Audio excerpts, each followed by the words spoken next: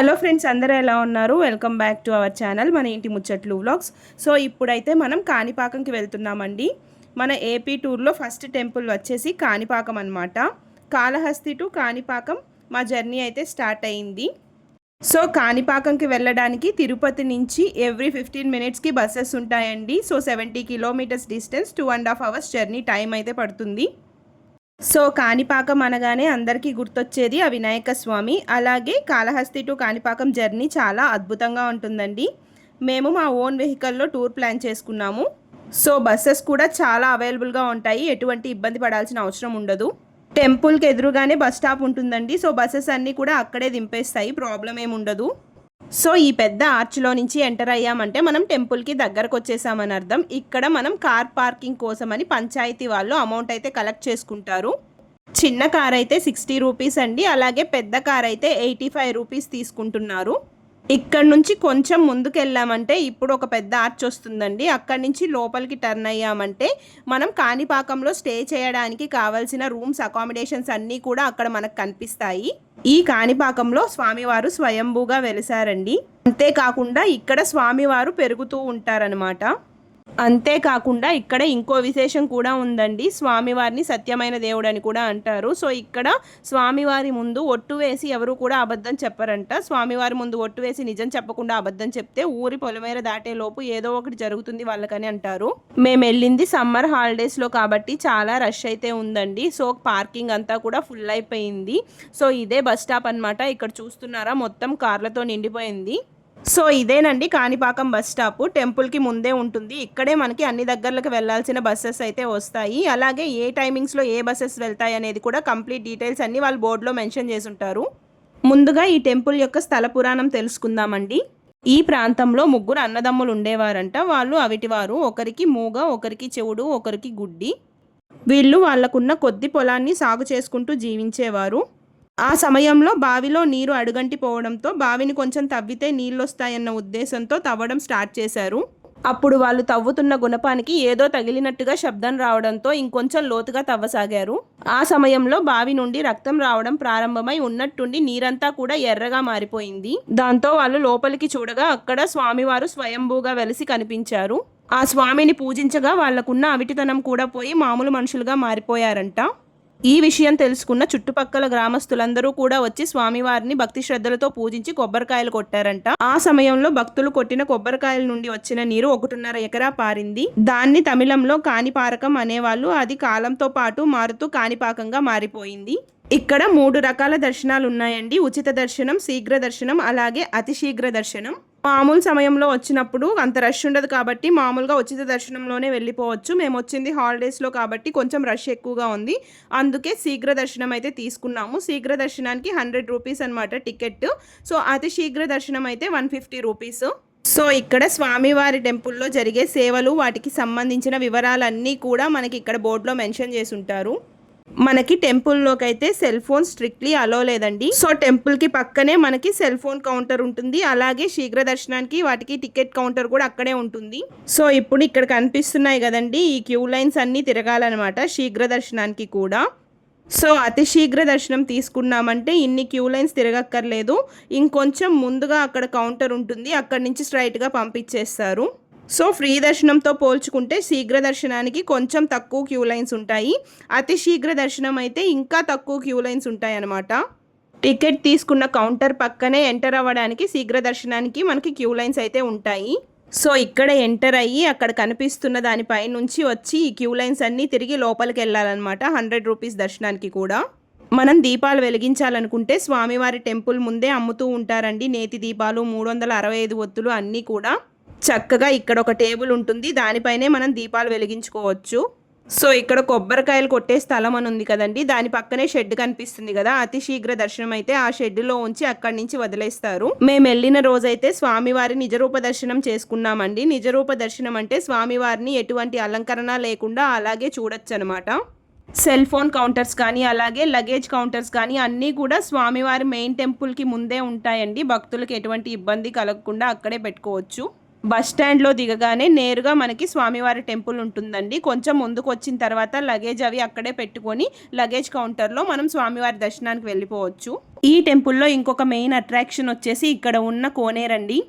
ఈ ఆలయం రాజగోపురానికి ఎదురుగానే ఉంటుంది. చాలా ప్రశాంతంగా ఉంటుంది, చూడ్డానికి చాలా ఆహ్లాదకరంగా కూడా ఉంటుంది. వచ్చిన భక్తులందరూ కూడా అక్కడ చాలాసేపు టైం స్పెండ్ చేసి ఫొటోస్ అవి తీసుకుంటూ ఉంటారు. టెంపుల్ అండర్ కన్స్ట్రక్షన్లో ఉందండి. లాస్ట్ టైం మేము వచ్చినప్పుడు గర్భాలయం ముందు కూడా కన్స్ట్రక్షన్ జరుగుతూ ఉంది. ఇప్పుడు కూడా కన్స్ట్రక్షన్ చేస్తూనే ఉన్నారు. ఇక్కడ చూస్తున్నారా కోనేరు ఎంత బాగుందో, నీళ్లు కూడా చాలా స్వచ్ఛంగా ఉన్నాయి. అలాగే వాటర్ కూడా చూస్తున్నారా సీ గ్రీన్ కలర్లో ఉన్నాయన్నమాట. సో ఈ గుడిలో నిత్యం అన్నదానం జరుగుతూనే ఉంటుందండి. భోజనానికి కూడా ఎటువంటి ఇబ్బంది పడాల్సిన అవసరం లేదు భక్తులు. లేదు అనుకుంటే మనకి బస్ స్టాండ్ ఎదురుగా కూడా కావాల్సినన్ని హోటల్స్ ఉంటాయి. సో ఈ టెంపుల్లో వినాయక స్వామి పెరుగుతూ ఉంటారనే దానికి నిదర్శనంగా స్వామివారికి చేయించిన నగలన్నీ కూడా పట్టకుండా వచ్చేస్తాయంట. మళ్ళీ స్వామివారికి తిరిగి నగలు చేయిస్తూ ఉంటారంట.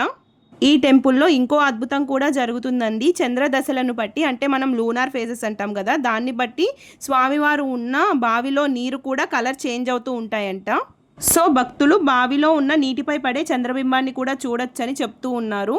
చూస్తున్నారా ఫ్రెండ్స్, ఇక్కడ కోనేరులో ఉన్న నీరు ఎంత స్వచ్ఛంగా ఉన్నాయో. నిజంగా చాలా అద్భుతంగా ఉందండి ఇక్కడ కోనేరు అయితే.